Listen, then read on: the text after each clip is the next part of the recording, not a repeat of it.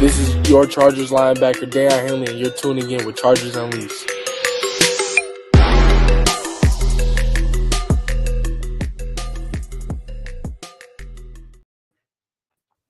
Welcome to another edition of Chargers Unleashed. Jake Hefner and Dan Wolkenstein here with you from the LAFB Network. If this is your first time tuning in the show, make sure to hit that like, subscribe button on YouTube. You can also follow us on Facebook, Twitter, Instagram, Spotify, and Apple Podcasts. Dan Wolkenstein, happy Saturday to you. Happy Saturday to everyone in the chat.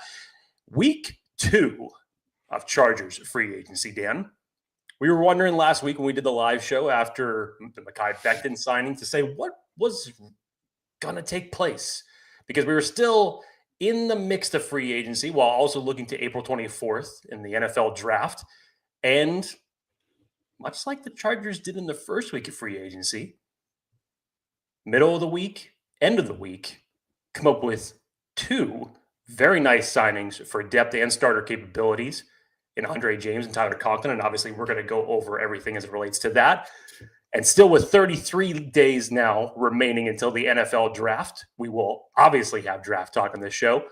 But as Dan and I always like to do when it comes to these live shows, you guys drive the show.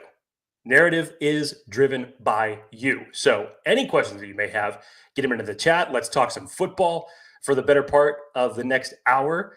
Dan Wolkenstein, happy Saturday to you. How are you feeling? Dare I ask, what caffeine is in your bloodstream right now? I am great. Happy Saturday. Life is wonderful. I've got, of course, a latte. Come on, you can't have anything better. I think it's a caramel apple latte I went with today. It took way longer than I thought. I apologize for the 2-minute delay because the frothing was taking a bit. But I am great. There we go. What are you having? I've got about 160 milligrams of caffeine. I wasn't sure where you're going with that. Yeah. Yeah. Danger Close 619 says, I'm so sorry, Joe. And this whole last couple of weeks feels like that meme of, I wasn't familiar with your game. Have you seen that meme? Like, oh, yeah.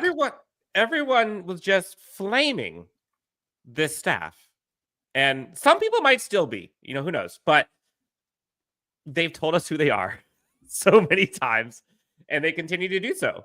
Lots to get into. Chargers Unleashed hotline was going live. You've got some of those voicemails. If anybody wants to come into the Chargers Unleashed hotline while the show is live, 323-902-7586. Again, 323-902-7586.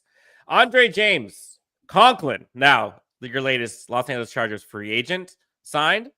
Before we get to all the fun, all the goodness, can I ask you a question?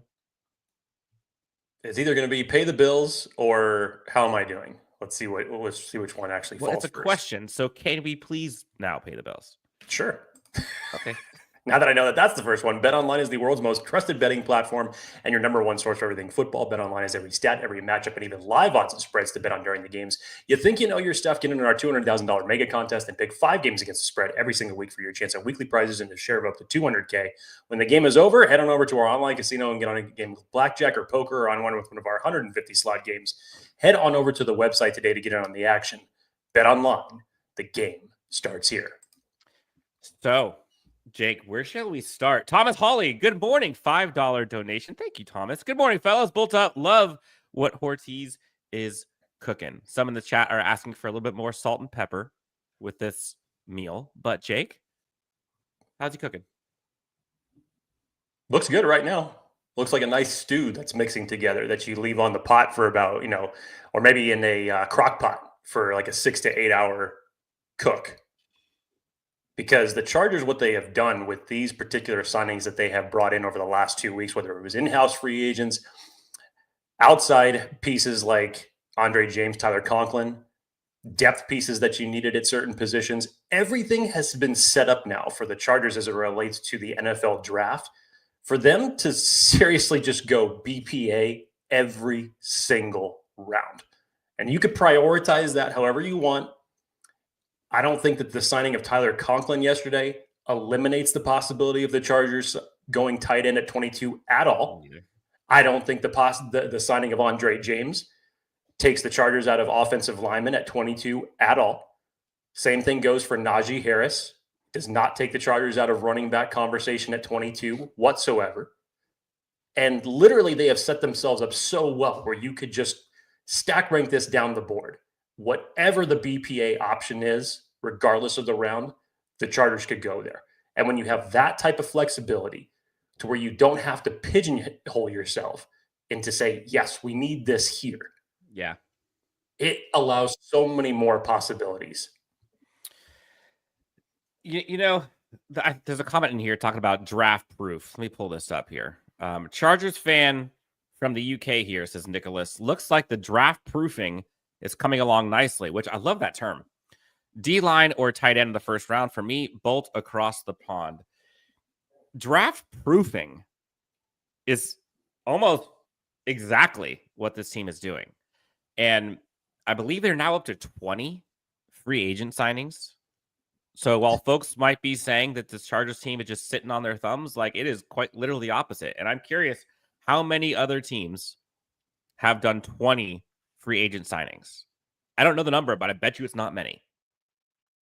And the Chargers still have, obviously we'll wait for the numbers to come in, but as of right now, I think they have a little over $40 million in cap space left. Yeah, effective probably mid to high 20s, but still, they got money to spend. Now, can they roll it over? Sure.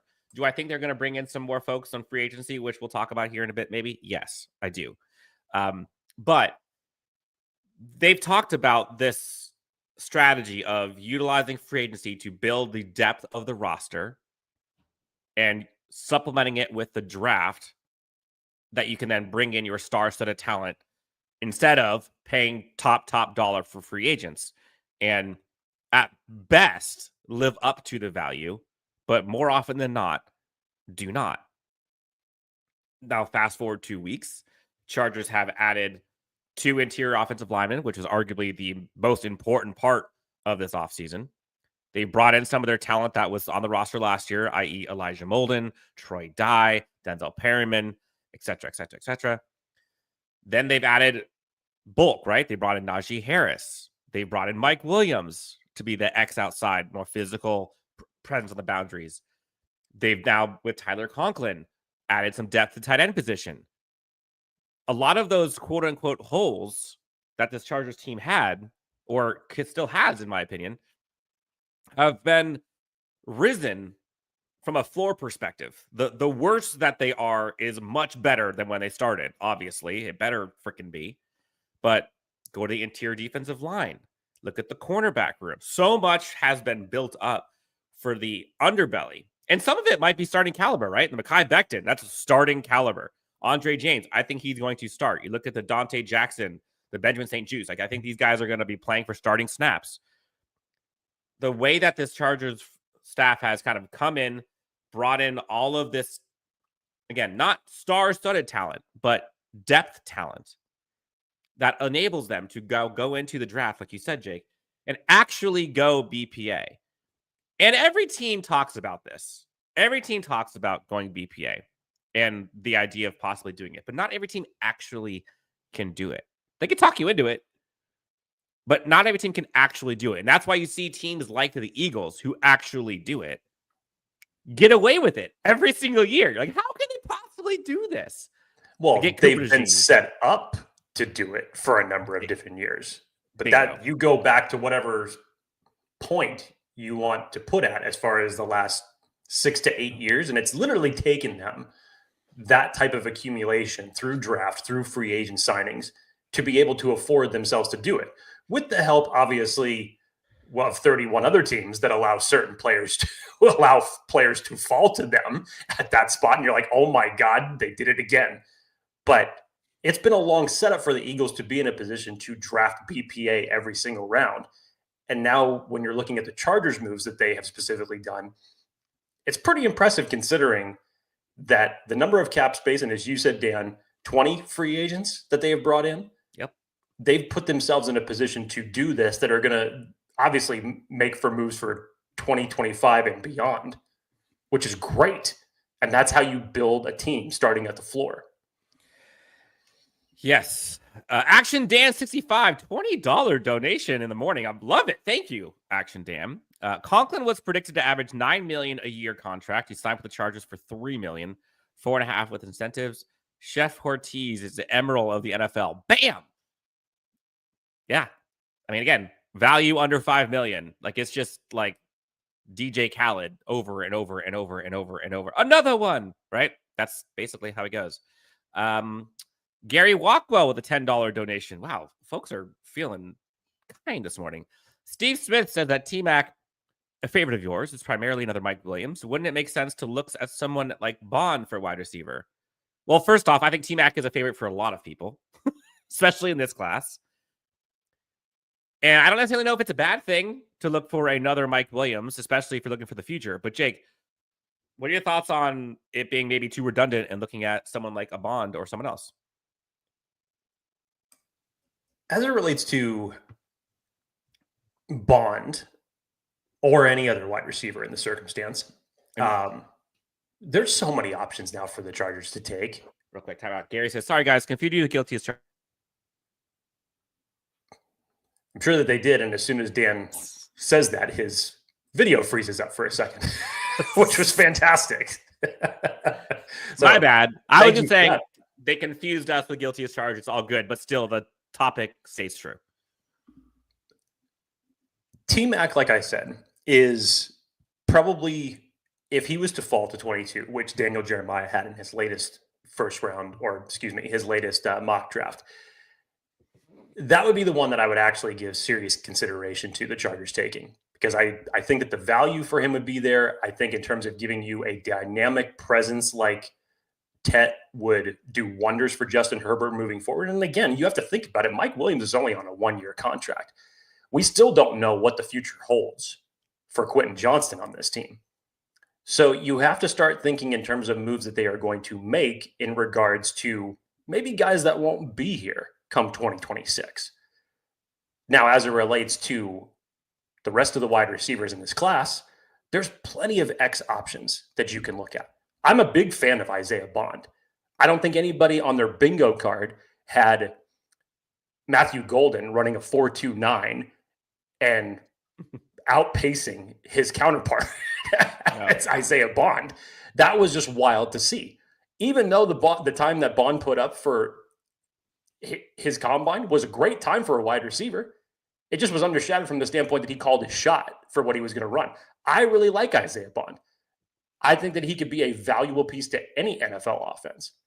And I don't discredit the Chargers looking there. And personally, I think that they're looking at all options right now. And this is the opportunity that you have now afforded them to do so.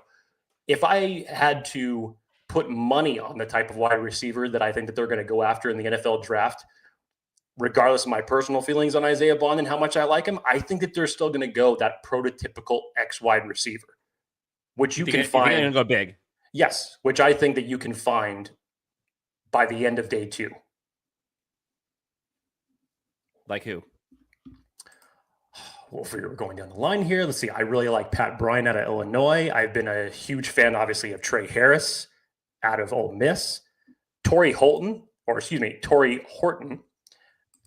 I think is going to surprise a lot of people, considering the fact that he went down early with an injury. You look at the years that he had before that at Colorado State, we would probably be talking about him higher if he had not gotten injured. And I thought that him coming back to the combine after the injury and running the time that he ran was great for him. I think he's going to be a perfect downfield threat for any offense that gets him. So you come to day 2, I think there's going to be a number of options if you're just pigeonholing it into that X receiver type. But that's just my opinion. They could go a million different ways.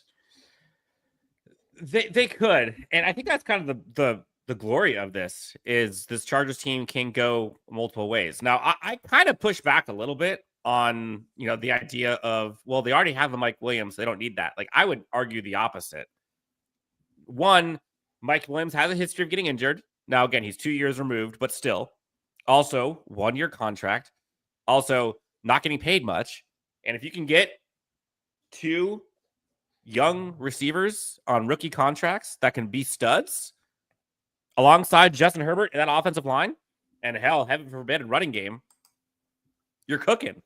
And I don't think that's a redundancy. I think that the 2 things this Chargers team has needed from a receiving core perspective, not tight end, receiving core specifically, has been stretch the field burner, and 50-50 ball guy. And I don't necessarily know if this Chargers team needs to go get like the bona fide guy at either of them. I think that they need to just go get the competent guys at both of them, considering the other positions need to get filled. But if the receiver fills either of those positions, short or long term, sign me up. Sign me up. So, I mean, beggars can't be choosers at this point. This Chargers team just did not have enough competent weapons on the outside or at tight end. And so you bring in a Tyler Conklin, that helps. You bring in Mike Williams, that helps. Najee Harris, Mekhi Becton, Andre James, all of that should help with all the struggles you saw with protection and the run game. I think it kind of sets up pretty clearly with what this Chargers team lacks and how they can attack it. And the good news is the positions that they need to attack, they kind of set up nicely with how this draft is set up and the depth of the positions there. So, you know, I heard, Jake, I think I want to get your take on this. We saw last year, right? All the Malik Neighbors, Joe Alt, JC Latham, Marvin Harrison, blah, blah, blah, blah, blah. And you saw how that kind of played out where you combine the two rounds, right? Round one, round two. You take Joe Alt plus Ladd McConkey or Malik Neighbors or pick a receiver plus whoever else. I'm curious from your perspective, what that comparison is this year. Because in my opinion, it kind of seems like when I look at positions and depth and where they can kind of trade off what might make more sense and which one's more deep, they can go out and get, you know, the bona fide, let's call it interior defensive linemen. There's a whole crop of them, right? They can go out and get a corner, an edge. There's not many of those tight ends. And then you can double dip maybe around two. So in your opinion, what's like that formula of start early with one, and then you can still come back, get a bunch of value in day two? I'm not putting you on the spot here. You and the fucking hypotheticals, Dan, it never ceases to amaze me. This isn't even a hypothetical. This is not a hypothetical. Weekly occurrence or a daily occurrence, however frequently we may be recording this show. This is not a hypothetical. Come on, put you on the spot, right, Wolkenstein? Yeah.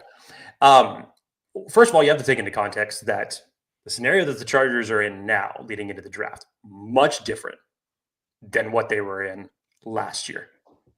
Because when you look at it last year, and yes, Joe Alt may have been the best player available on the Chargers big board, but it was still such a huge need for them to address the offensive line in general. So we knew that was going to happen. People obviously had their differing opinions as far as when it should have taken place. Chargers chose to go with it. Number one, come back around in round two, get Ladd McConkey.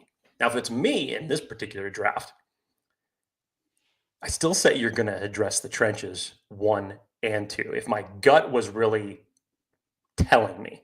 Is that what you want, or is that what you think they're going to do? I'm putting my Joe Hortiz hat on. Okay. And considering what they will do. And it's a good point that you made in terms of how deep the interior of the defensive line class is. You can come back around at 55 and find yourself a stud defensive lineman there. You can also find a really great player at 22. And the Andre James signing changes things a little bit in terms of how you may fluctuate it. A week ago, I would have told you it looks like all roads may lead to Gray Zabel at 22 if he's there. And honestly, if that was still the pick, I'd be just fine with it. Yeah. I would be just fine with it.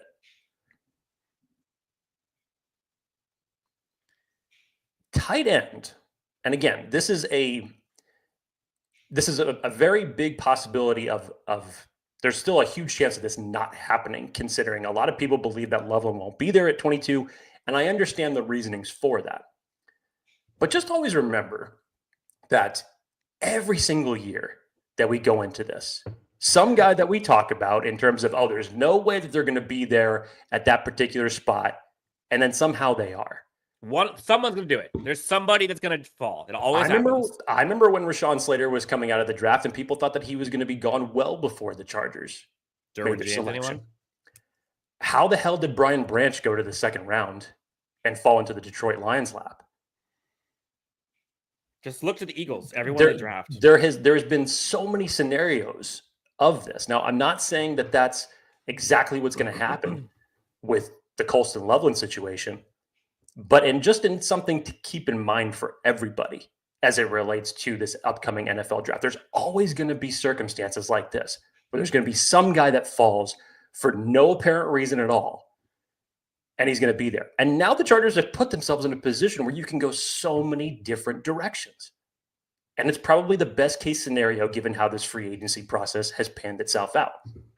But if you were to tell me today, Dan, I still say it's trenches, round 1, round 2, because of the fact that, especially with the defensive line that you have put together so far in free agency, Tito's contract's coming up.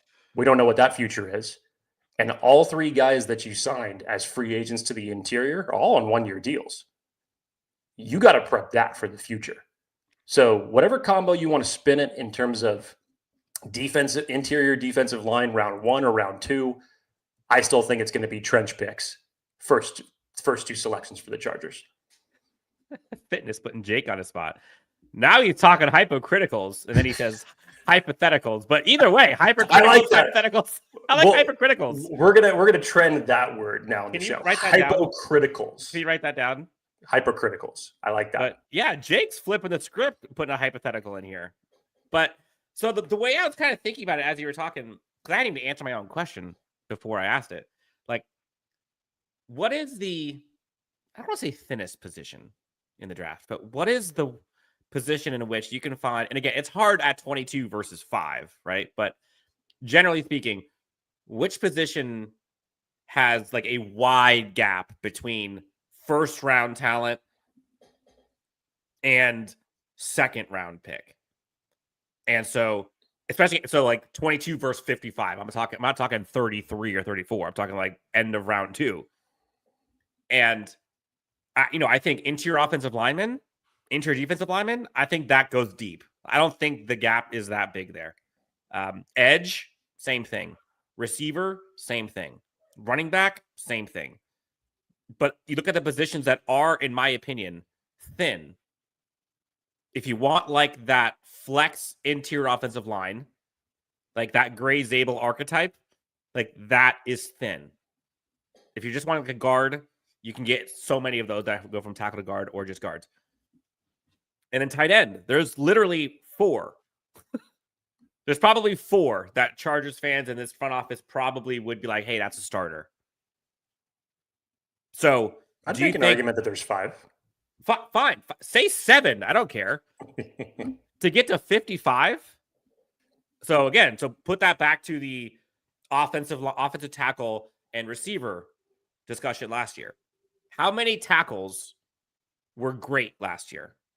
And I'm talking great, other than Joe Alt. And remember, 8 of those offensive linemen, guard or tackle, were taken in the first round. And there were a bunch of dudes that were good. And in that class, it was Joe Alt above the rest. And it was still, by the time it got to the second round, it was slim pickings. Receiver, there were loads of dudes, i.e. McConkey falls. They trade up to get him. If you don't get a tight end in this draft class early, you're not getting one. At least that's making an impact early. You're just not. And so I kind of put myself in the Joe Hortiz, Jim Harbaugh hat of like, all right, which position has to get selected early or else you're going to literally miss out on it. And so tight end's 1, in my opinion. What's another? Like, what is a thin position group this year that requires them to have to go early? You could say off-ball linebacker, but the Chargers are essentially set at that position with everything that they've done in free agency thus far. I think that that's one that if you're going to come back around to it and invest in it for the future, that you can wait on that. Not necessarily one that you would say in the first round for that. But I agree with your analysis as far as tight end in terms of that stacking it in that tier form. Trenches are deep, both offensive and defensive alike. Running back is obviously deep. And as I mentioned just a few minutes ago, in terms of that X receiver archetype that you'd be looking for, you can find someone like that on day 2 for the Chargers. I would have told you a month ago, and even with what Brett Coleman was referring to when we had him on the show, if Jedi Barron would have been there at 22, he's not, unfortunately. But if he would have been there at 22, holy shit. Here's a hypothetical. Okay, at least you're prepping me for it. No, you just gave me one. I'm saying you're flipping scripts. I like this. But see, I'm saying the hypothetical to myself, Dan. I'm not giving it to you. That's the difference. Sure. Mm-hmm. Okay. Sure, whatever, dude. Ass. Whatever makes you sleep at night. I'm with you. Like you, and it's funny you mentioned that because Joe Hortiz even talked about that. Like you can't go wrong with building on a strength of your roster. Correct. So like, let's say you have great receivers. That doesn't keep you from drafting another one. Let's say you have great offensive linemen. Doesn't keep you from drafting another one. Like you build on a strength. So like, do I think they're going to go tackle in round 1? I really don't. I really don't. No, offensive tackle. Like I don't think they're going to go offensive tackle. They're not going to do that. They're not going to build on a strength that is in a position that they have 2 all pros basically, unless they're going to do it later in the rounds for depth. And remember what Brett Coleman said when he came back from the combine. He said he went into the combine feeling really, really good about the tackle class year. And then he left Indianapolis saying, I really don't feel good about the tackle class this year because you have so many guys in terms of their measurables that are now projected to perform better at the NFL level kicking inside.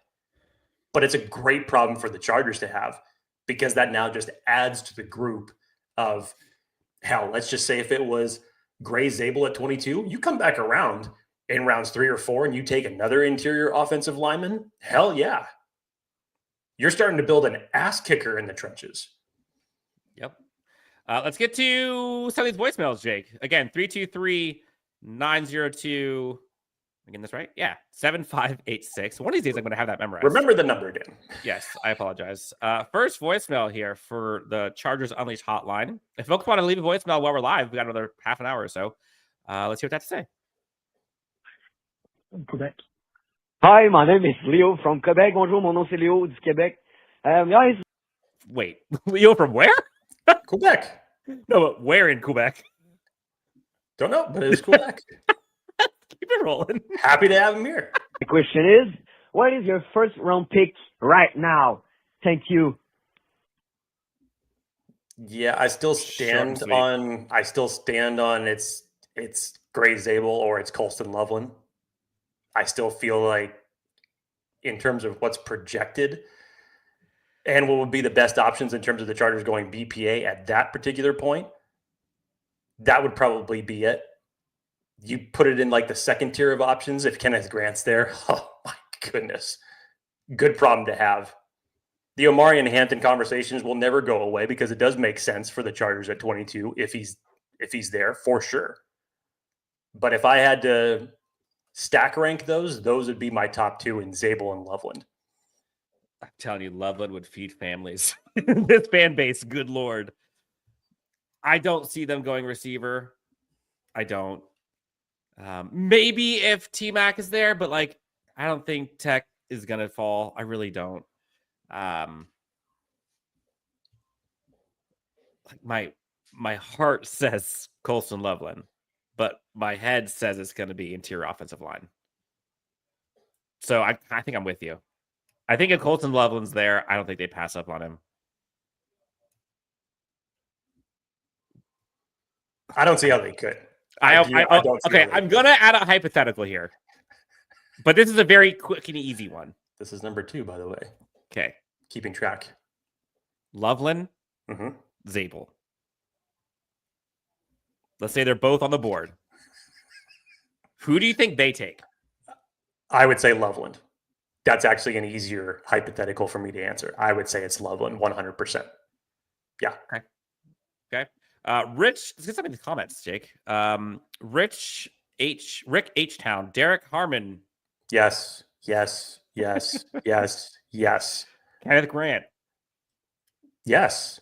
Here's why I would actually give. I think Derek Harmon's going to go earlier than what people are projecting. And if he's there at 22, I think that the Chargers should definitely give him some consideration. And here's why. Because he would be a different archetype for your interior defensive line than what you currently have on the roster. And we talked about this last week a little bit. When you lost Poona Ford, who was a valuable piece to your run defense last year, he also had some pass rush capability that kind of just flew under the radar. And now you brought in two guys in Naquan Jones and Deshaun Hand that are much better at stopping the run, but don't nearly have as much of the pass rush juice as Poona Ford did. So you're trying to replace one guy with two. And Tahir Tart, still, again, better at defending the run. You need a little bit more of a pass rush presence in the interior. And that's what Derek Harmon would bring. So if Derek Harmon's there at 22 and that ends up being the selection, hell yes. Let's go. Dan Siegel asks, if we want a Super Bowl ring, doesn't it behoove us to take trenches instead of going receiver, tight end, running back in the first 4 rounds? Yes and no. Because again, like you look at the offensive line for this Chargers team, like they've got 3 out of 5 locked, right? Andre James, I think, would be average at worst. But you look at what he did with the Raiders with the scheme he had previous to this last year. He was solid, man. Josh Jacobs was cooking. So that's 4 out of 5. So interior defensive line, you mentioned it. Like it's a deep, deep class this year. Don't forget, though, that Eagles team was stacked. I mean, they didn't have scrubs at receivers. They had 2 first-round wide receivers. They didn't have scrubs at tight end. Dallas Goedert's a dude. And they, oh, by the way, they also had like the running champ in Saquon Barkley. So like AJ Brown, Devonta Smith, Dallas Goedert, Saquon Barkley, like those guys also are on the team along with the trenches. Now they can afford to have that because they have the trenches, and the trenches are really kind of what won that game, which I agree with. But like they still have the other dudes. Are the Chargers where the Eagles are at from a trench game? Absolutely not. Absolutely not. Could they, in theory? Yeah. I mean, they could get there. If they just wanted to go all in on just beefing the shit out of the offensive defensive line trenches, they could do it. And they just have to hope that Hampton and or Najee and whoever else is running the ball and Justin Herbert can pull rabbit out of his hats. Otherwise, they're going to win, 17, 13 games all season. But I don't know. I get the point. Fitness says people are really high on Malachi Starks for good reason. So was Brett Coleman. Speaking of hypotheticals, remember when we asked him about that? Like, could you imagine a safety room that had Derwin, Elijah Molden, Alohi, and Malachi Starks? Holy shit. That'd be wonderful. That would be insane. George Greenwald, would you consider trading up to jump Denver to grab Loveland? Yes. Yes. What are they at? Like 19, 18? 2 picks ahead of the Chargers. 20. So you have to get to 19. Mm-hmm. Yeah, I'd do it. 22 to 19, you probably have to give up what? Like probably a pick swap. They've already robbed you of 1 tight end. Don't allow them to rob you of a second one. And then you think about like Evan Ingram there, plus Loveland maybe. Then you think of Brock Bowers, Michael Mayer, possibly Genty. Like, if there's one thing that we can fully agree on, that at the tight end position right now, if you stack ranked all the options in the AFC West, the Chargers are the weakest. No question. Tight end position. Yeah. Yes.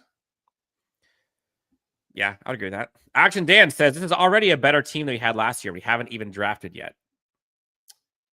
How does that make you feel, Dan? But is that true? Hold on. I don't want to just like throw flowers around. Is that true?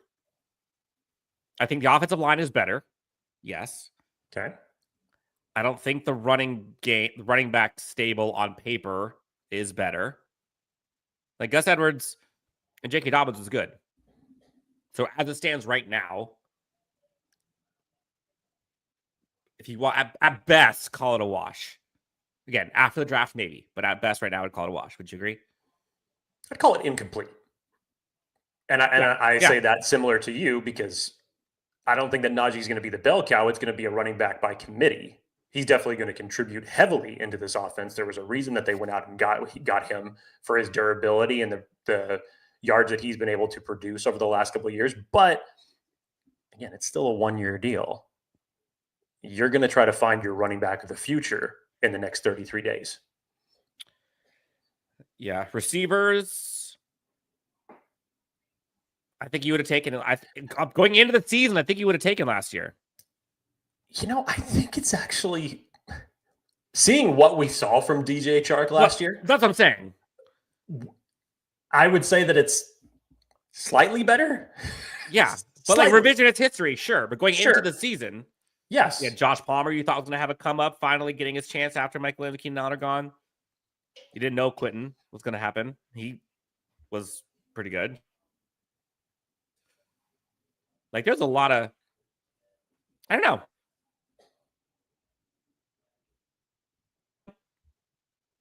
I think right now you have to say worse.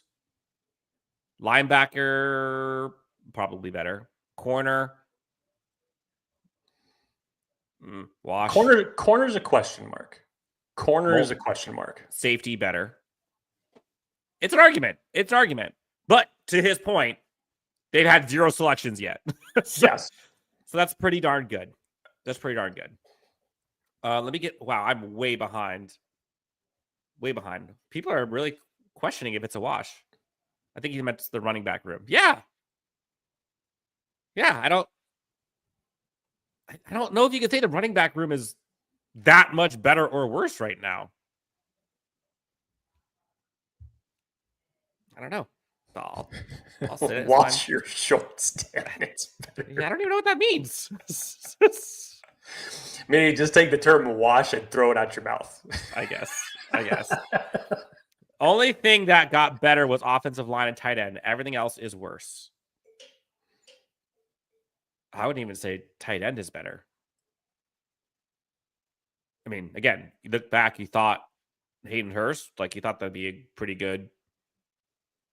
I think that you feel better about Conklin coming in as a pass catching option rather than Hayden Hurst, even when it was announced last year after the Will Dissly acquisition. I think you feel better about Conklin coming into this offense. Well, but again, like this has the benefit of revisionist history, like hindsight's 2020. Okay, maybe it was just me. I wasn't over the moon about Hayden Hurst coming in. Maybe it was just me then, because I was. And yes, I knew it was because familiarity with Greg Roman's offense. That's all well and good. But in terms of previous production that had been there, it wasn't anything that would really wow you. And I'm not trying to say that in another argument that Tyler Conklin has, because there's still steps to be taken to elevate the tight end room. But yeah, I would agree that the tight end position in this case right now, even before the draft, is better.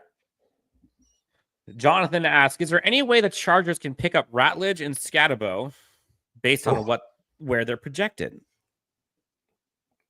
Dan, this is a question for you. You're alum. Come on. Is there any way they can't? I mean, yes, they could pick up Scatabo. I think Scatabo's an easy one to pick up if they really wanted to. Ratledge is your guy. When is he going? He should go in round 2. It's just a question on whether or not he falls to 55. Scatabo has kind of been an anomaly because some people have him as like a straight 3rd round pick. Or some people believe that because day 2 is usually the run on running backs that you have, that he's going to go higher than that. I could see him falling as a 2nd or 3rd round pick, honestly. So in this scenario, could I see that happen? Yeah, I could. It's just no guarantee that they're going to be there. Yeah. Ismail, hope I said this right. Just tuning in. Not sure if you're already answered this. Do you see us trading up, down, or sticking and picking? If it was, what would Jake do? You know what I would do. Yep. so I don't have to answer that part. Rhymes with schmading schmown. But if you were, I mean, yes, I would take all three. And honestly, depending on who it is, I'd be perfectly on board with trading up or down. I think the Joe Hortiz philosophy, while they did it last year, but they were able to do a pick swap where they didn't really lose much. Trading back, getting more top 100 picks, like that sounds like a pretty good idea to me. But also trading up and getting the guy you want and it hitting, that also sounds pretty good to me.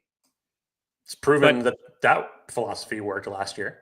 But giving this front office, scouting department, Joe Hortiz and company, more at-bats seems like a good idea, considering their track record. If I had to guess,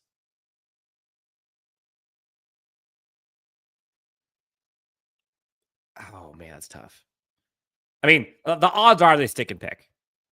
That's where the highest likelihood hits, but I don't know. I don't do hypocriticals. I don't do hypercriticals, Jake. No, you just ask them. You don't do them. You just ask them. That's right. Two Papa says Mason Taylor is impressive. Wouldn't mind him at all. Neither would I. Him or Gunnar Helm, honestly. And that's why I kind of went back at Dan's argument a little bit, just depending on the archetype of the tight end that you're looking for beyond Tyler Warren and Colston Loveland. There's still Elijah Arroyo. There's still Harold Fannin Jr. There's still Gunnar Helm. There's still Mason Taylor. And I think that any one of those guys could be a great fit. Now, but what does great fit mean? Fit for what you need. So you have Tugger Fisk and Will Dissly as your inline tight ends. You need move tight ends, and you kind of got a little bit closer to that with signing Tyler Conklin. But you need to give Justin Herbert a weapon that he has not had at that position since Hunter Henry. And if it means having two guys come in and spelling that, sure, do it. Colston Loveland and Tyler Conklin. Yeah. That's what I'm dig it. That's what I'm saying. Like, and I think that's what I'm curious. You know, we look back to last year's draft and like rounds 1 through 4, aside from a Boygby, hell, rounds 1 through 5, if we're being honest, like we're pretty much all starters. Now, what does that say about the depth of that roster last year? Different story. But impact players. The only reason why Colson was, in my opinion, not out there was because of injury. And then he just wasn't able to catch on. His whole offseason was kind of cut short. But Joe Alt, dude. Ladd McConkey, dude. You got a Boygby, TBD. Junior Colson, dude. Then you got two corners, Tarheeb Still, Cam Hart, dudes, right? Like these are all guys making impact. We don't know about Kamani Vidal yet. So I don't know if they're going to go into the draft in the first 3-4 rounds drafting a player that would be like a by committee type, which is some of those tight ends we're talking about. Like, in my opinion, they're drafting dudes to like be their guys. So I think that's kind of where I look at this is like impact players and not just like depth pieces is kind of what they're looking for early. There's a question here about what are the chances of this Chargers team going a rookie quarterback? I know it's not to replace Justin Herbert, but it was, hold on, James Wagner was in here somewhere. Hold, please. While we're asking, draft Herbert's brother, late day 3? I mean, I'm sure Justin Herbert would appreciate it. I just don't see them waiting on the tight end position until then. Yeah, I don't either. James asks, is there a reason to believe quarterback wouldn't be a priority draft pick for actual rookie depth security? Is there a reason to believe it? That it wouldn't be an option? No, I think that they would consider this. Define priority draft pick, I think is what I would ask. Okay, so if you're talking rounds 1, 2, 3, then no. Yeah, that's what I mean. if that's what constitutes the priority draft pick, then no. Absolutely not. Here's a fun question. Putts and bolts, $5 donation. Thank you, super chat. What player needs to be there for Jake to not trade down? Dan, how often do you play golf, and what's your handicap? There's a short list. I've kind of already talked about a majority of them. Kenneth Grant, Derek Harmon, Gray Zabel, Colson Loveland. In a different universe, Tyler Warren falling. Yeah. Omarion Hampton. Obviously. But yeah, they're traditionally, I will admit, my list would not have been that long. Mm-hmm. Yeah, this is a long one this year. It's amazing what a different front office organization can do to change your opinion on that. And why do you think that is? Like, what's changed? Well, let's see. Number one, Tom Telesco never traded down, regardless of the situation. So let's remind ourselves of that, even when he probably should have in a number of different scenarios. But to your question, what has changed? It's the difference in depth that was built rather than just relying on first round talent and top heavy. Because now you have afforded yourself the priority or the possibility of BPA. Whereas before it was more, oh, damn, we know we need this guy at this position and you can't pass round 1 or 2 without getting it. And then we all held our collective breaths for round 3 for the better part of 10 years. But Joe Hortiz has come in and built the floor, which is something that hadn't been done for this team, you could say, for close to 15 years. And now it's afforded you the option of going BPA, which expands the list, of course. To the second question, how often do you play golf and what's your handicap? So prior to having my daughter, I played a shit ton. Post, it's been all pickleball. So if you were to ask me what my handicap score is right now, like not great. I'd probably say I shoot. If I can get under 100 right now, I'm probably happy, which is kind of sad. But yeah, that's where I'm at. But ask me pickleball, I'll smoke you. I'll tell you right now. Let's see. Alan says trade for Njoku. I mean, in theory, sounds great. But from what we've seen so far, I just don't see this Chargers team letting go of draft picks. Yeah, he was the hot name around trade deadline last year for the Chargers. That didn't end up materializing.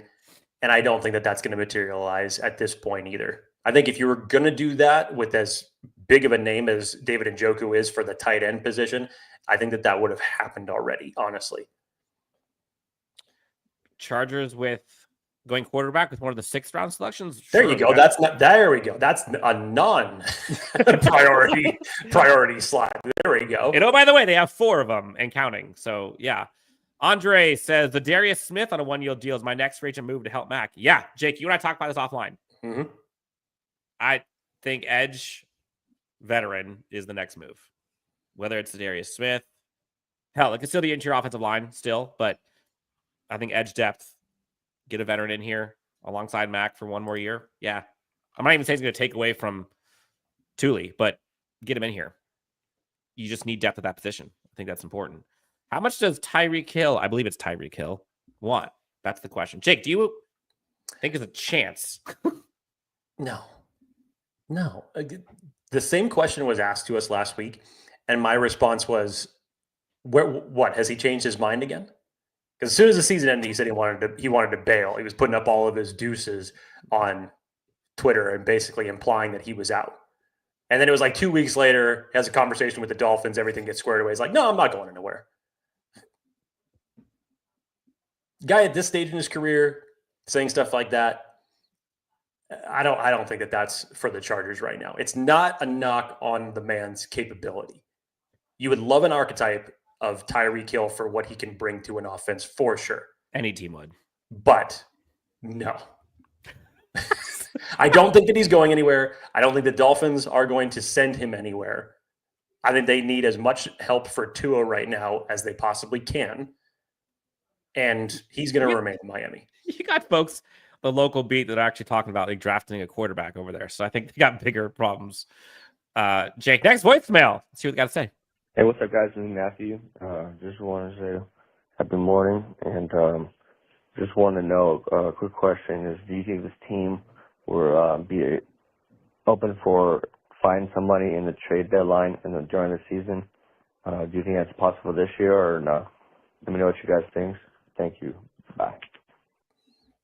Yeah, I mean, this is obviously a long way away from the trade deadline. We'll see what the season looks like for the Chargers at that point.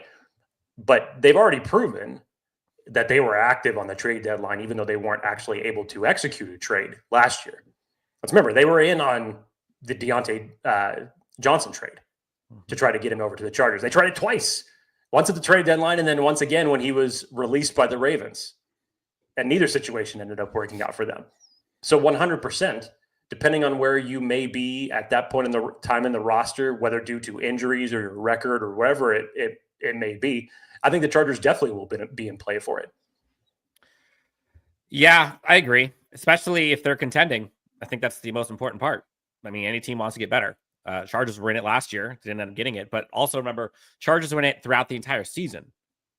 They're looking at other folks' rosters, bringing guys in that people were like, who is that? I don't even, and made they made a lot of lemonade out of lemons. Let me tell you. Next voicemail, Jake. Hey guys, Jay Richard 84 here. Missed the podcast earlier today, but I'm catching up now. Saw This must have been from earlier in the week. Becton signing and couldn't be happier. Hoping that we could get a little more depth at wide receiver, defensive line, and just go best player available in the draft. What do you guys think? Pretty excited. Bolt up, fellas. Take care. Shout out to Jay Rich, by the way. Appreciate him calling in. Yes, and yes. Mekhi Becton is, and we talked about it ad nauseum last week. I don't think you can overstate it enough how much his signing means to the interior line, and more specifically for Justin Herbert, and more importantly for Mekhi Becton, taking him out of one of the best offensive lines in the league and putting him next to a pretty good situation in Joe Alt. If you're going to move anywhere, that's a pretty good place to move. Tight end, as the floor has been raised on that, which is great. It does not take away the Chargers selecting a tight end early in the draft, which is another fantastic option. And yeah, you still need to build depth along that interior of the defensive line. Again, strictly just from the standpoint of contracts alone. You need to find some long-term investments there. And damn, in terms of long-term investments along the defensive line, it's been a while since that has been a true priority or strength for them. Yes.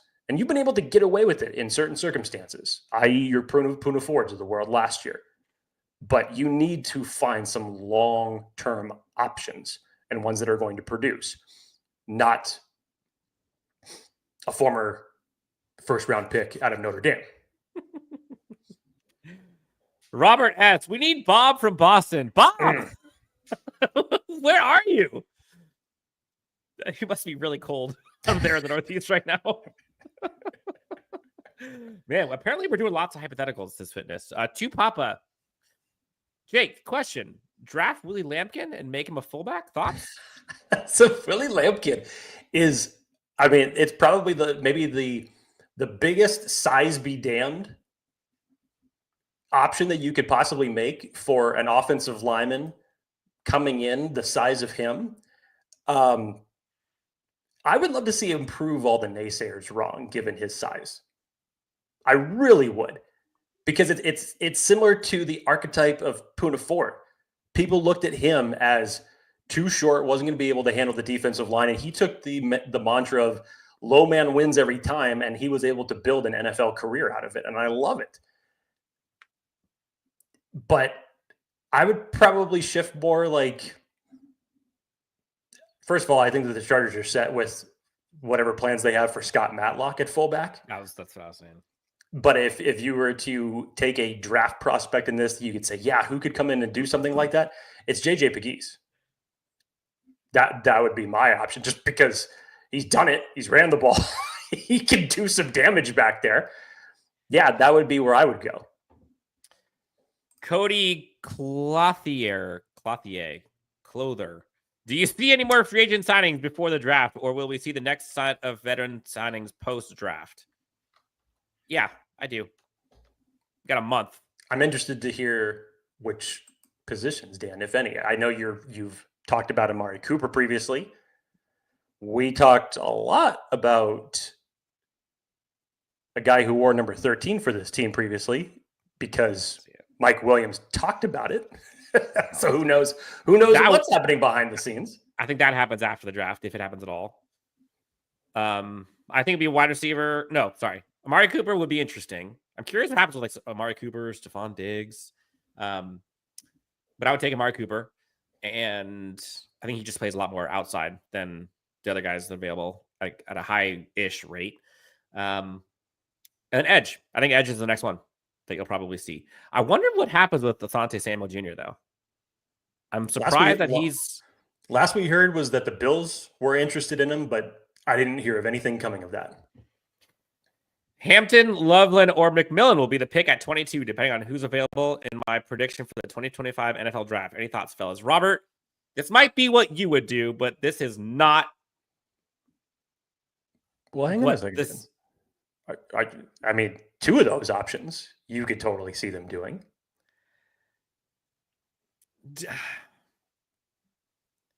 You're not in the Ted McMillan round one at 22 conversation. No, I am. I totally would. Like, this is me bracing for knowing what this team is, and they've told us a million times, and then believing them or not believing them. If you were a betting man, you got to put, I don't know, 10 grand on a position that this Chargers team is going to take. Not what you would do, but what you think they would do. Are you putting it at tight end or receiver? I'd put it at tight end. Would you? I wouldn't. If it was Loveland? I think the odds, you don't think that the odds on that are going to be heavy? Well, one, the odds of him being there, and two, the odds of them going him versus a trench guy when all they've talked about is trenches. Yeah. I think the smarter money is on the trenches. So you're taking the field in this circumstance then? I would take the field. Absolutely. Okay. Absolutely. Let's see. Next voicemail, Jake. Another one here. Hey, this is James from Beaumont. I'm wondering, how would you guys feel if the Chargers went out and used their first 3 picks on strictly defense, shoring up where I feel like we really kind of let go a little bit? Because losing Bosa, losing Puna Ford, that's going to hurt. So we use our first 3 picks and build off of what was already a good defense last season. I feel like it would be nothing but beneficial. Let me know what you guys think. Let's have some fun. Let's have some fun a little bit. So he brought up 2 really good points in that.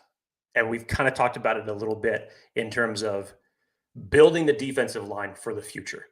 There's no question in my mind that the Chargers are going to put a or one of the primary picks in this draft for defensive line. No question about it.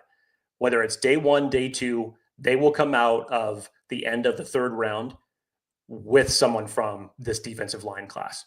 I was going to say with someone from Michigan. Now, edge is kind of a similar scenario that you have to look at. I know someone was talking about, bringing in Zadarius Smith on a 1-year deal. And I totally get that. You already brought back Khalil Mack. You had to after Joey Bosa was released. But who's going to be your future beyond this season to pair with Tooley?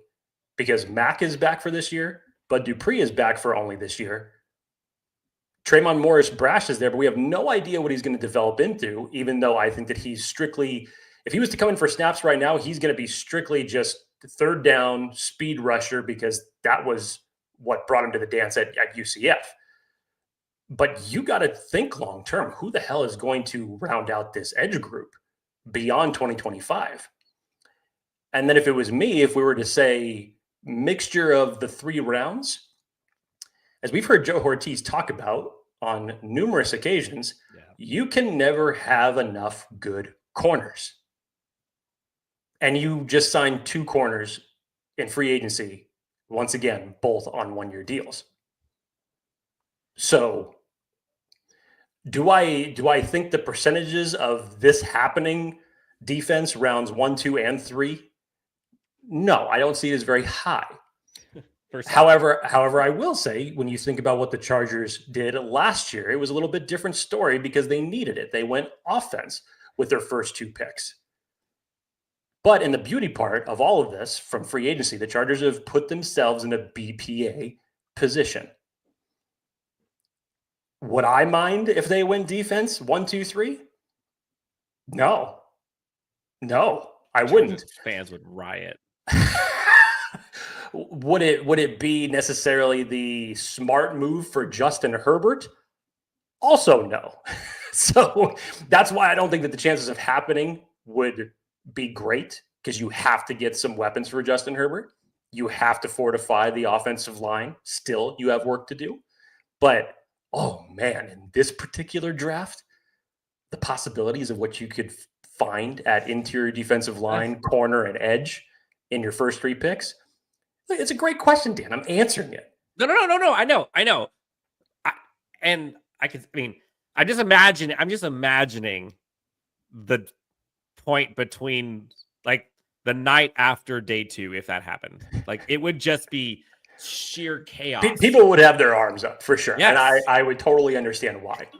But look, I'm a defensive junkie. I love those positions. So I just like that question. It was way out of left field. And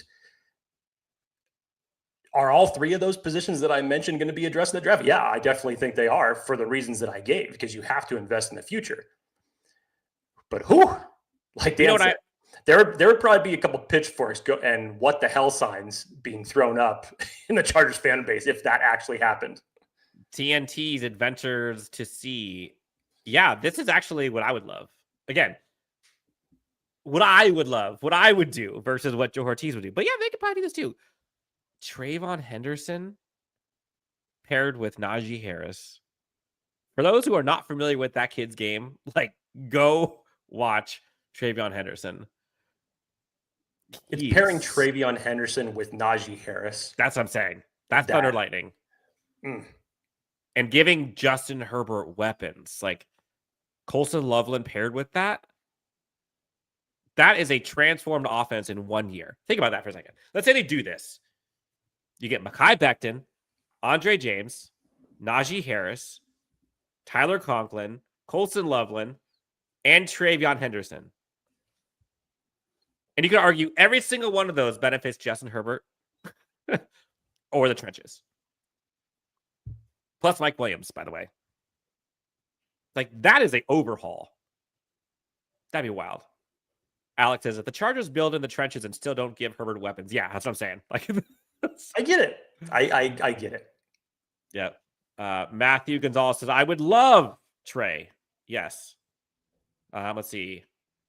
Let's get to Magoo's World. We got about maybe 5-10 minutes left here, folks. I have done a lot of mock drafts just to see how different choices change who is available. You can get good DL and IDL later.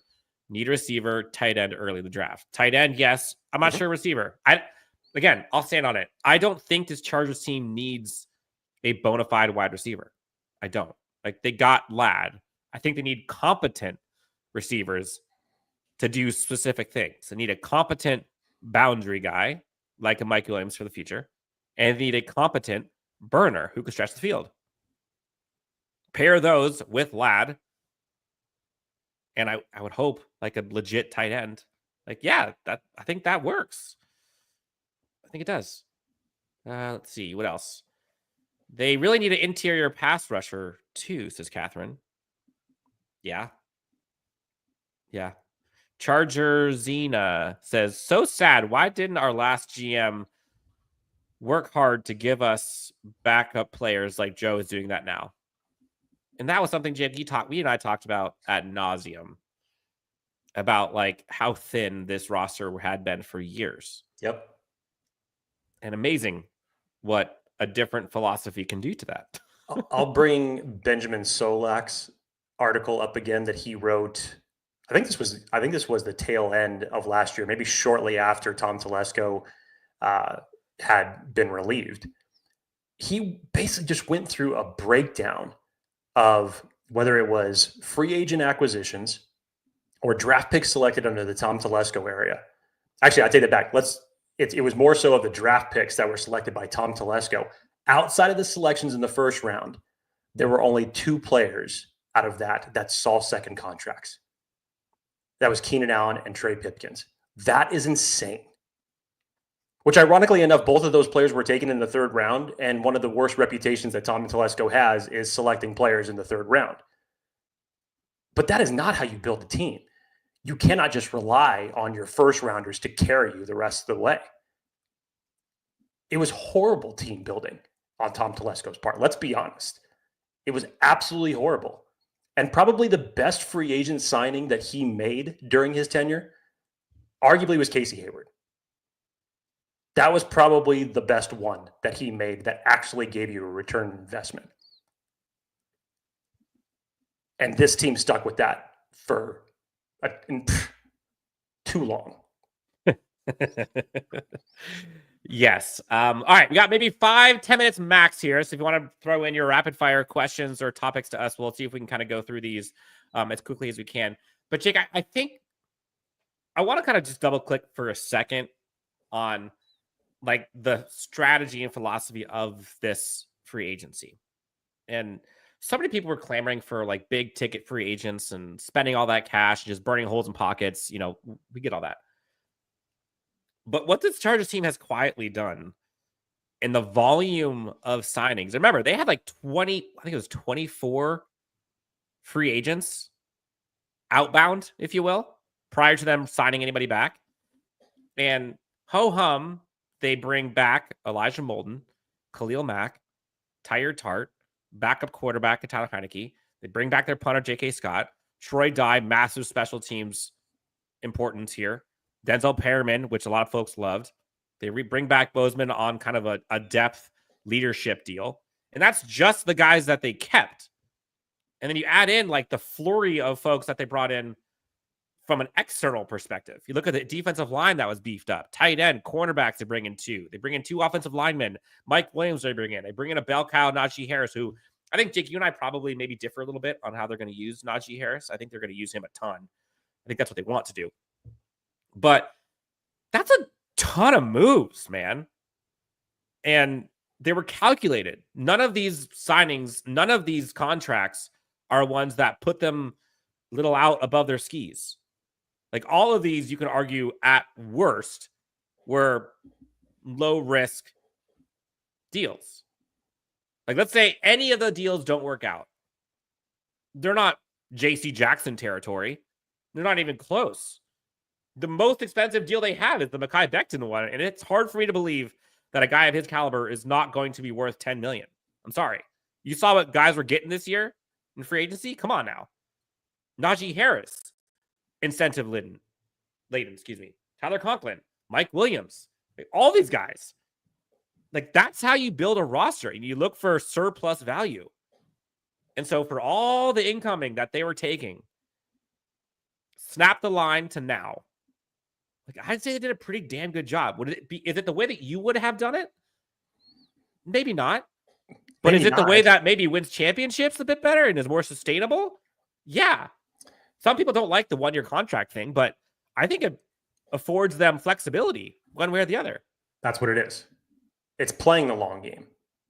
And look at what you did on 1-year contracts last year for the guys that you had to come in and perform. And this goes back to what I was talking about last week, is that there is a lot of stock, and this team has not had the capability of hanging their hats on this, that when you have coaching that the Chargers have now, whether we're talking about Jim Harbaugh, Jesse Minter, more specifically that I'll get into with Steve Klingscale in terms of this example, when you have that to rely on, that's where these 1-year deals can come into play. That's where a BPA strategy in the draft can come into play. Mm-hmm. Because when you have the type of performances you had last year with guys who came in on 1-year deals and contributed, that's coaching. That's coaching. So you didn't have that with Brandon Staley. You didn't have that with Anthony Lynn. You didn't have that with Mike McCoy. And it was more so that you were drafting on high price contracts because of the talent that unfortunately with the Chargers just was not able to hit. Now you have a better possibility because of coaching to get some of these guys that may be considered reclamation projects, i.e. the Christian Fultons of the world, the J.K. Dobbins. And you can bet money on that. You can put more stock behind that and more trust that your coaching staff is going to be able to elevate these guys' play. Last voicemail, Jake from Chargers Hotline, came in just the nick time. Let's hear what that say. I think this was literally from minutes ago. What's up, fellas? It's Ty from Atlanta here. I'm just going to keep it short and sweet. Roses are red. Ooh, I love this. I'm so excited. Violets are blue. Chargers are the best. Broncos, Raiders, and Chiefs. Poop.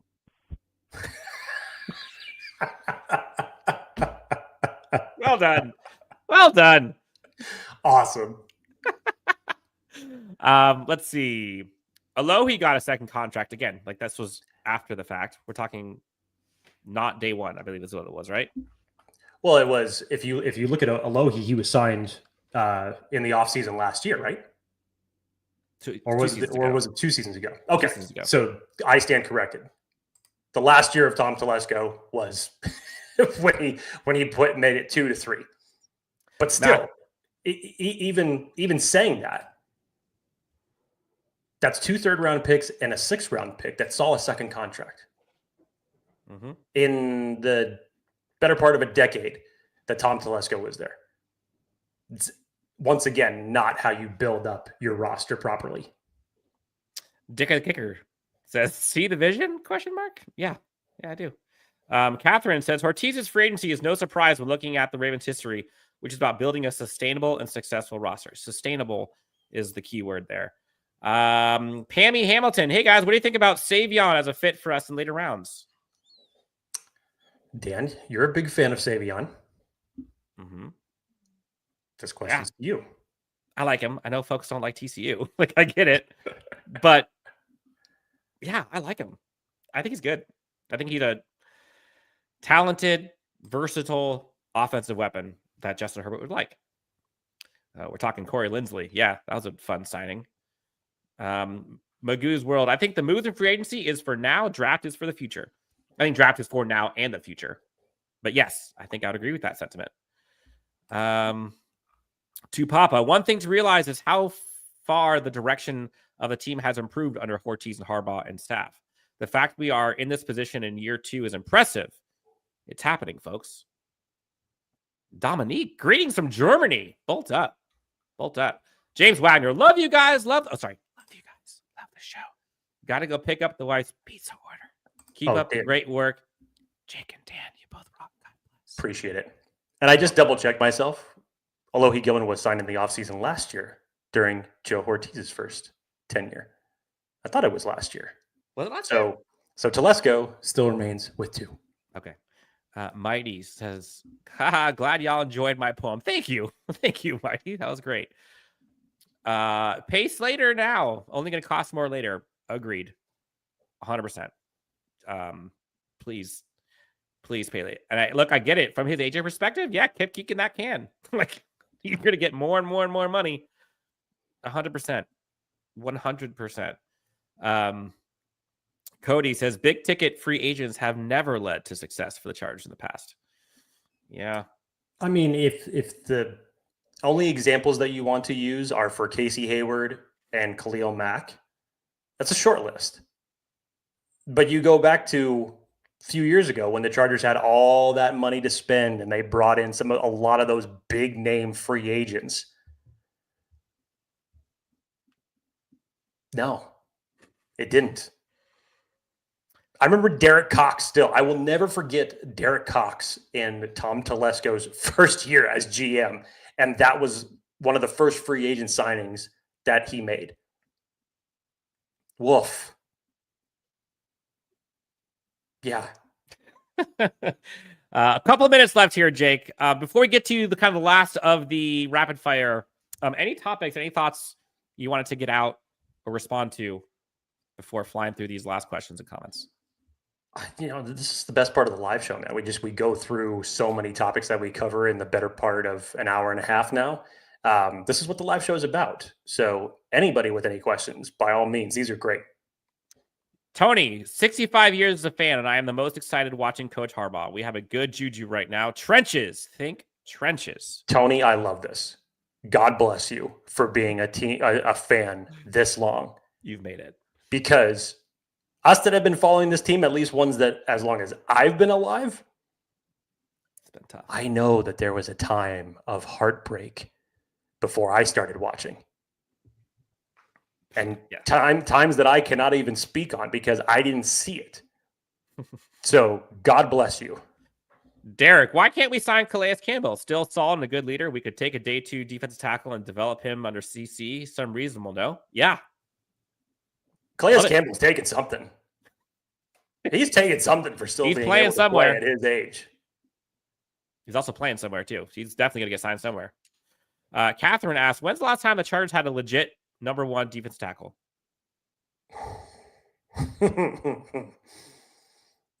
Not in recent memory.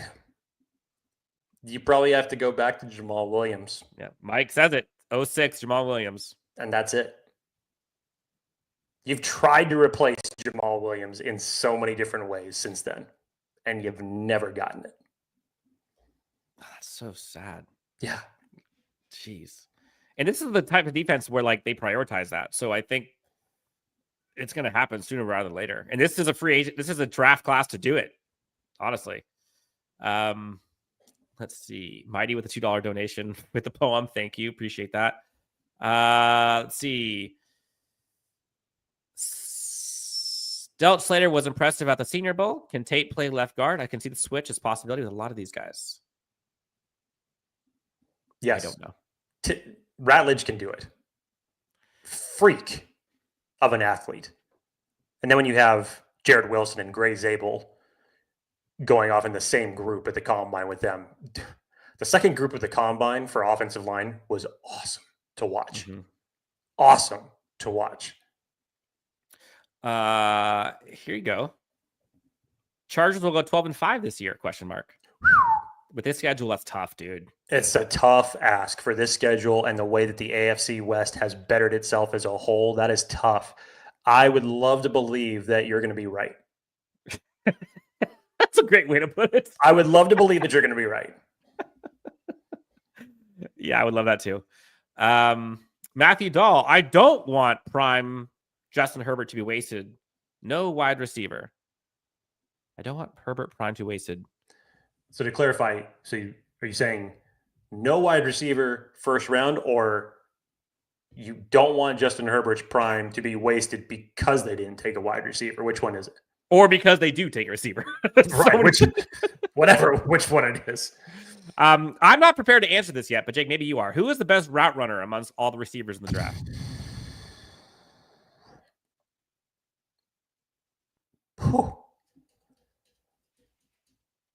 I mean, Restrepo's in that conversation.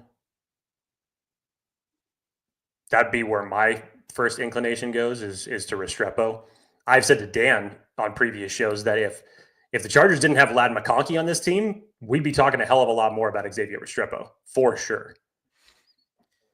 George Greenwald, Hortiz is a legitimate exec of the year candidate every season. He is awesome. I mean, you could argue with what he did with that season, with that roster last year to get to 11 wins. I mean, I know it's a, I don't know, chicken or the egg thing with coaching players and execs, but yeah, I mean, he was cooking.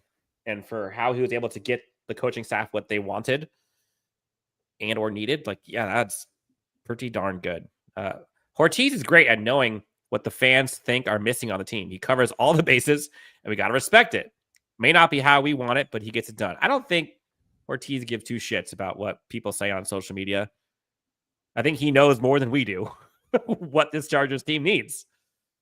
And a lot of us, you, like, are right with what this Chargers team needs. But how they go about doing it, like he said, may not be how we want to do it, but he gets it done. And you know what I kind of like is, for better or for worse, I guess I have to argue worse. Worse. We kind of knew the types that this Chargers team was after in the Telesco era? The features, the traits, the characteristics, the things that they prioritized when going after, especially in the draft, but also a free agent. I love what the staff goes after, like the type that we're starting to see, right? Like durable, physical, available, dependable, or high trait, coachable. Like just football dudes.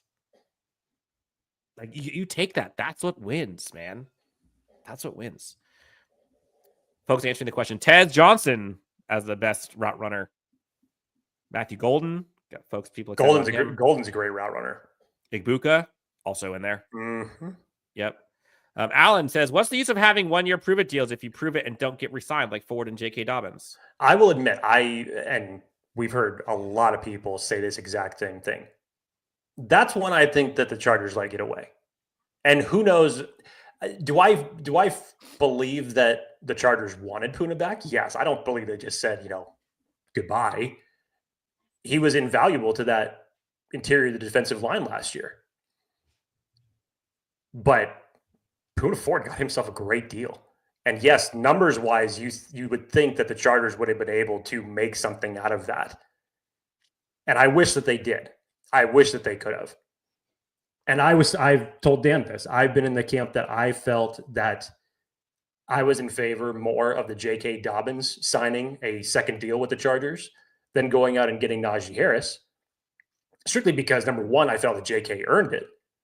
But two, I thought for the type of stable that you could build, now that Gus Edwards was no longer on the team, the stable you could build with the explosiveness of J.K. Dobbins and then another running back that you could find in this draft, that to me would have been Greg Roman's running game concept that he had last year, but just the 2.0 version of it. But I get what it is that he's trying to do, or what his plan is with Najee, and I'm all for that. But I am still a believer in, pay for play.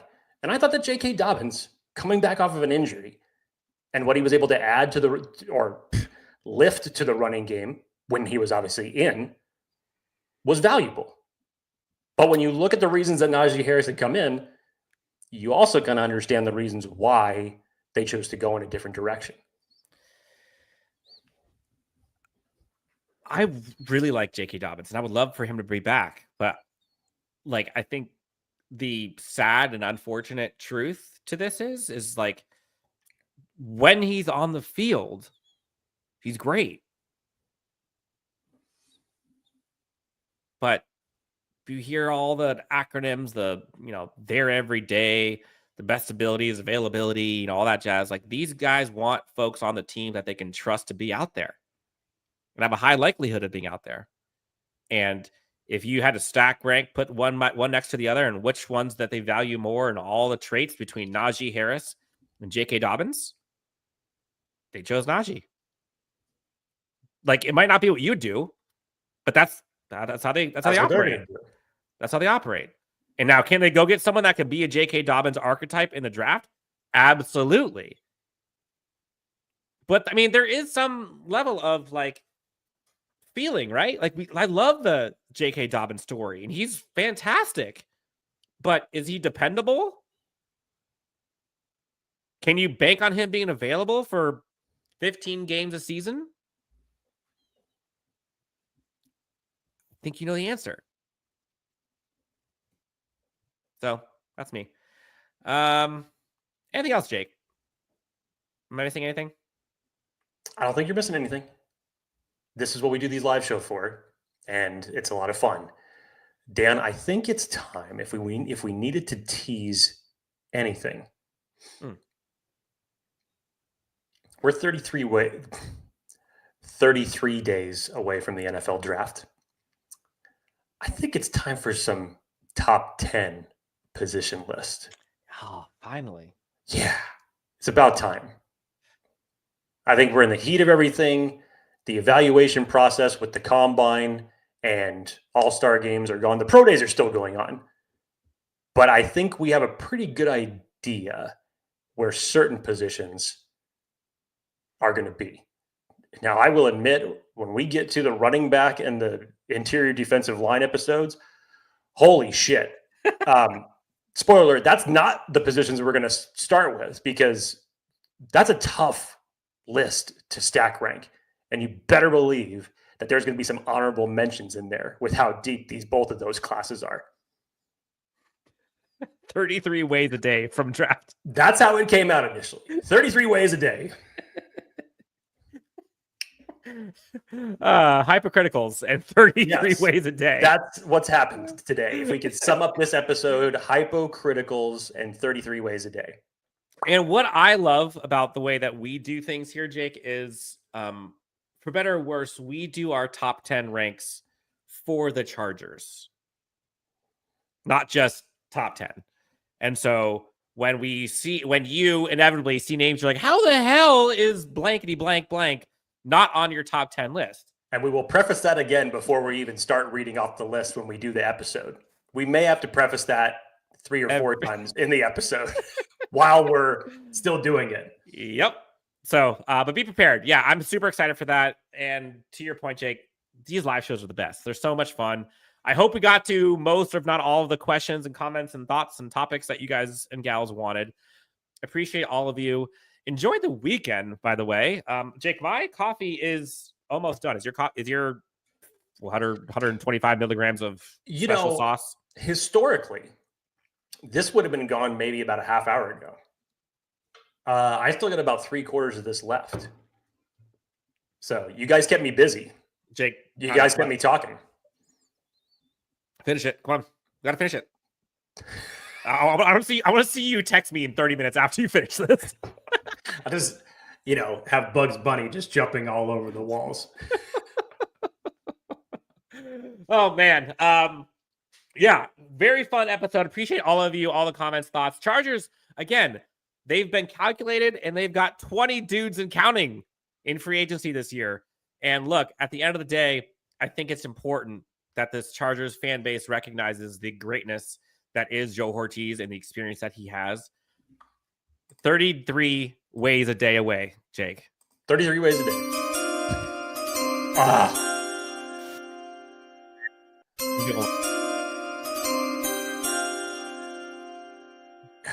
That was special request. There was somebody in here that asked to play the chimes. So I play that sound. I did not see that comment. Whoever you were, thank you. Bless you. Jose, we got you. Haha, love it, says Jose. Look, this is fun. Trust the process. Chargers bring in Mekhi Becton, Tyler Conklin, Andre James to help shore up many holes that this Chargers team has had. And we're just getting started. Jake, anything fun happening this weekend? What are you doing? It's actually a pretty mellow weekend. So, wife and I have been busy. We actually celebrated our wedding anniversary yesterday. Congratulations. Thank you. Appreciate it. Outside of that, though, it's going to be a lot of couch time. We'll probably do our own favorite movie marathons, however we want to tailor it to do. And yeah, there is something called March Madness that's going on. So is your bracket busted? Oh, yeah. Oh, yeah. Oh, yeah. Woo! I'm out of there. That's how they call it, madness. Yeah, I'm going to a concert out in the Temecula wine country, so that'll be fun. And then I got some family in town, so I'm taking them to a Korean barbecue spot tomorrow. So nice. Otherwise, that's pretty much it for me. For Jake, you can find him at Jake D. Hefner, myself at Dan W Sports on X. Do us a favor. Please take 20 seconds while we're signing off here, while you hear the fun sounds. Hit that like and subscribe on YouTube. Helps us out a ton. Leave a review, a comment on Apple, Spotify, whatever you guys want to do. But appreciate all of you. We're getting close to the draft and the madness that is that after March Madness is complete. But until then, Jake, folks, thank you so much for tuning in. And we will talk to you next time on Chargers. Do you want to finish it, Jake? You can do it this time. Unleashed. Yeah.